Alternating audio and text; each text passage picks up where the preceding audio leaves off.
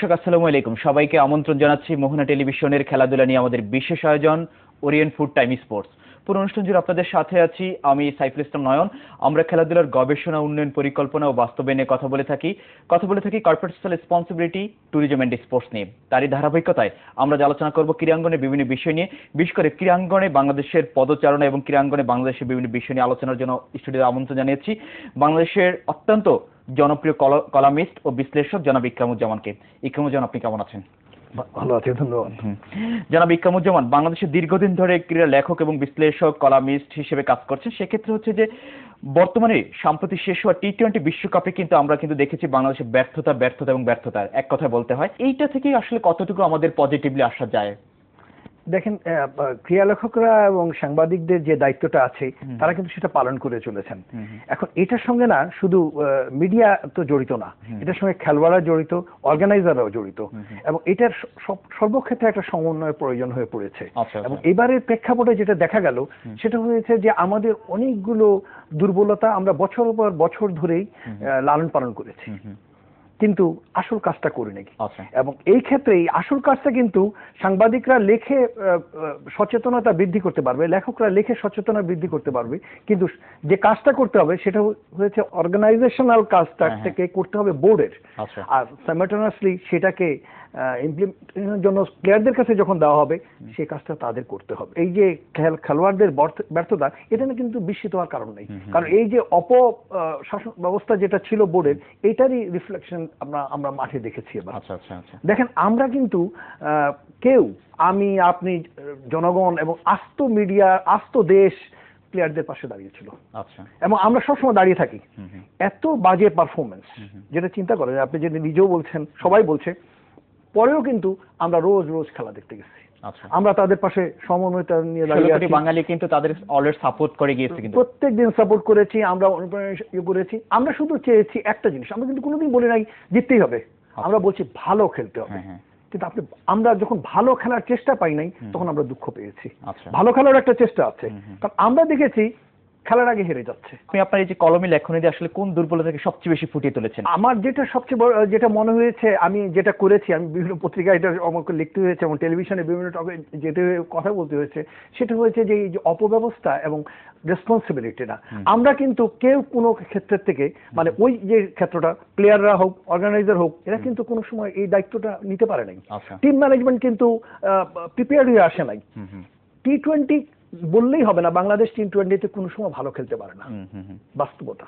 এখন আমার আবেগ আছে, আমরা টি-20তে ভালো খেলছি না, কিন্তু আমাদের টেস্ট এবং ওয়ানডেতে তো আমরা সেভাবে নিজেদেরকে আমরা দেখিনি এবছর, যে সেভাবে নিজেদেরকে মেলে ধরতে। জাস্ট আমি ছোট্ট একটা দিই, সেটা হয়েছে যে আমরা টি-20-র আগে শ্রীলঙ্কার বিরুদ্ধে খেললাম, তারপরে কিন্তু আমরা খেলেছি এশিয়ান কাপে, খেলেছি এশিয়া কাপে বিলো এভারেজ পারফরম্যান্স ছিল।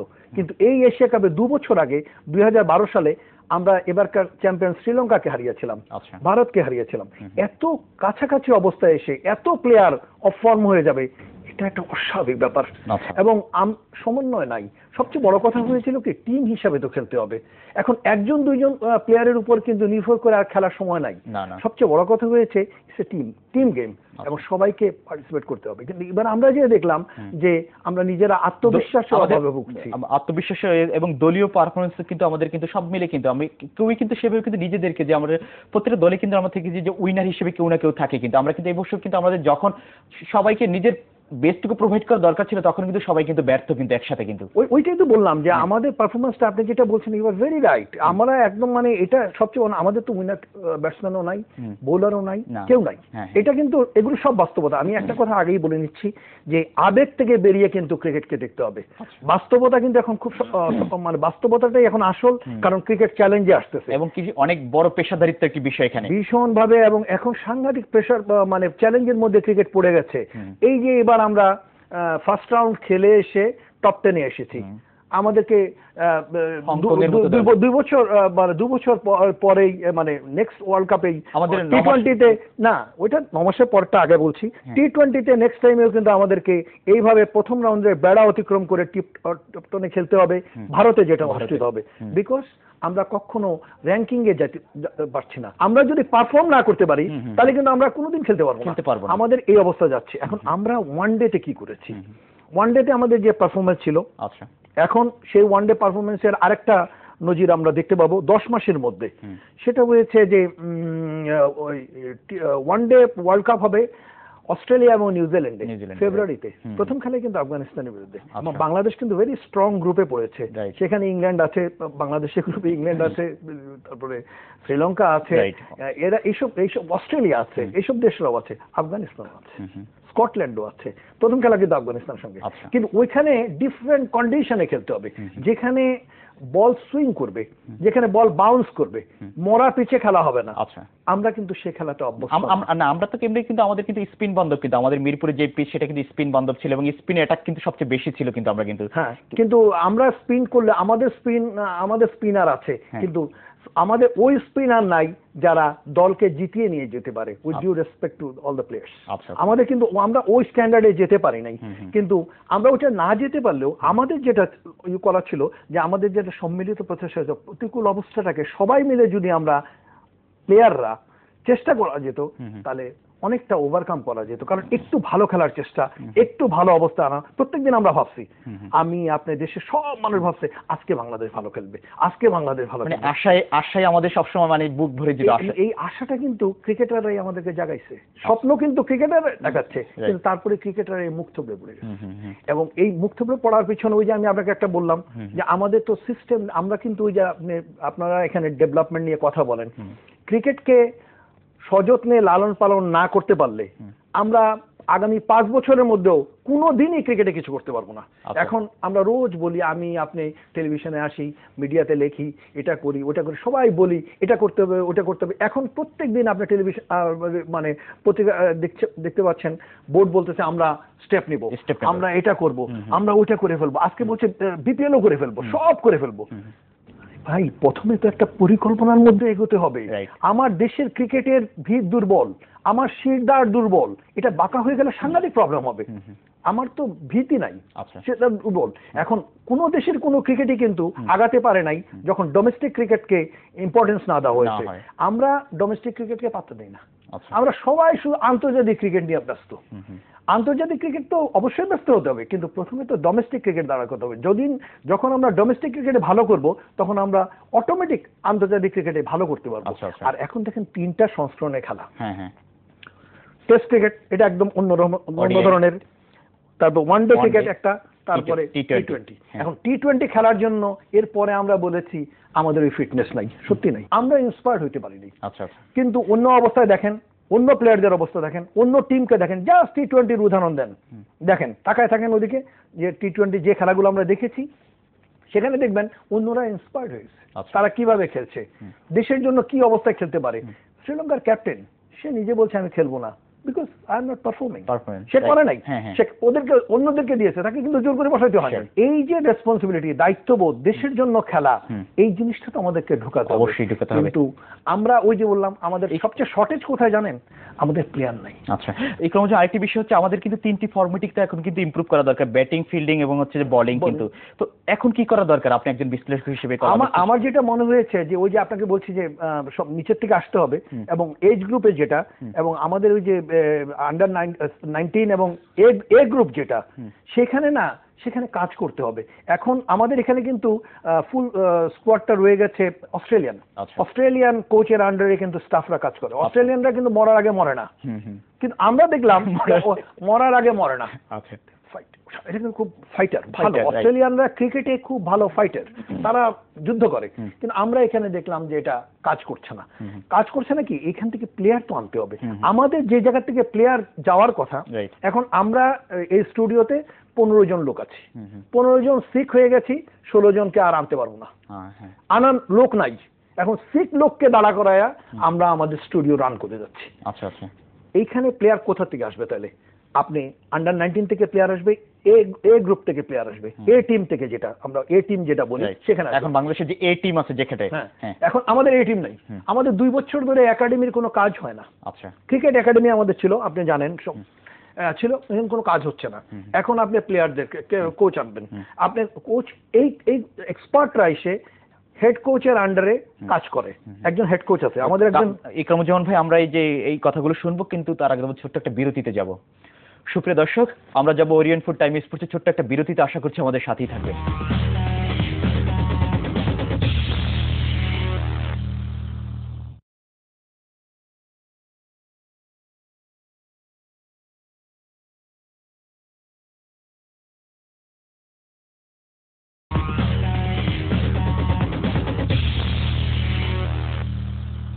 সুপ্রিয় দর্শক, বিরতির পর আবারও সবাইকে আমন্ত্রণ জানাচ্ছি ওরিয়েন্ট ফুড টাইম স্পোর্টসের সাথে আছেন অত্যন্ত প্রিয় মানুষ ইকরামুজ্জামান।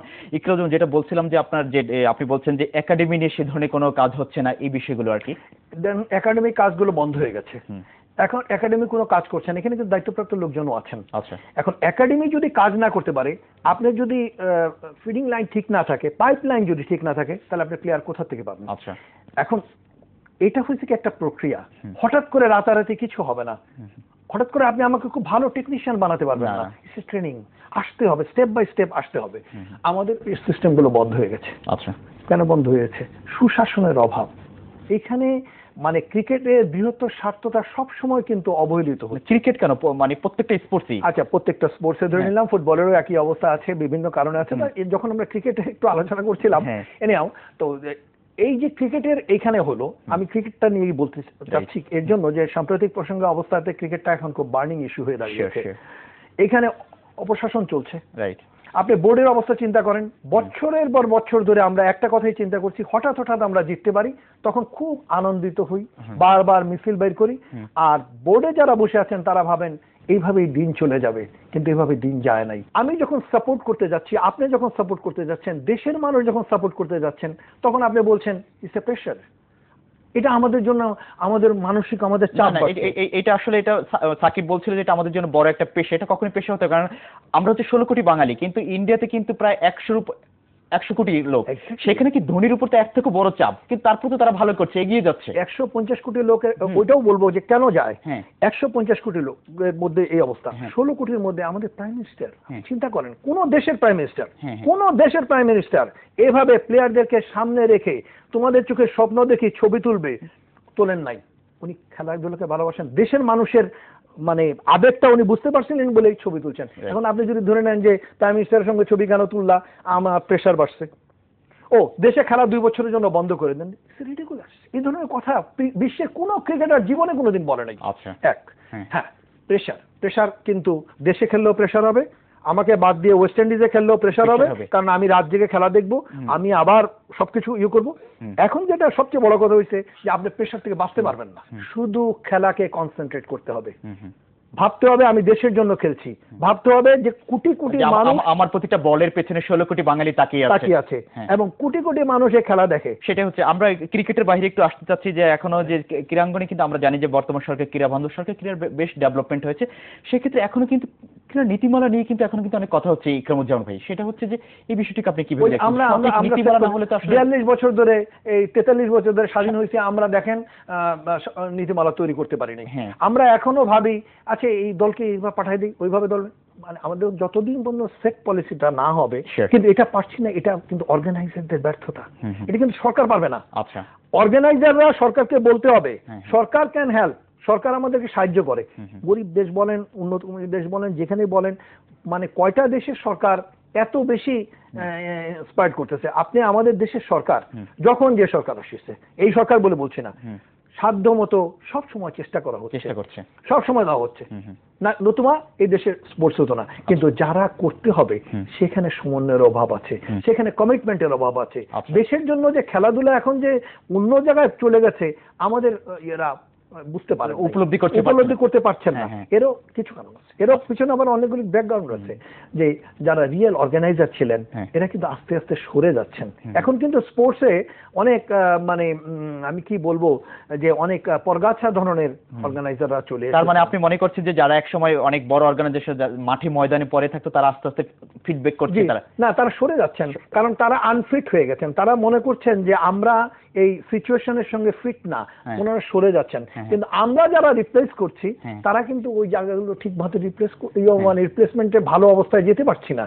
এবং এই জিনিসগুলো না করতে পারলে, এখন যদি আমরা নিজেদের ক্রিয়ানীতি না ঠিক করতে পারি, এটা কিন্তু দেশের জন্য খুব প্রবলেম।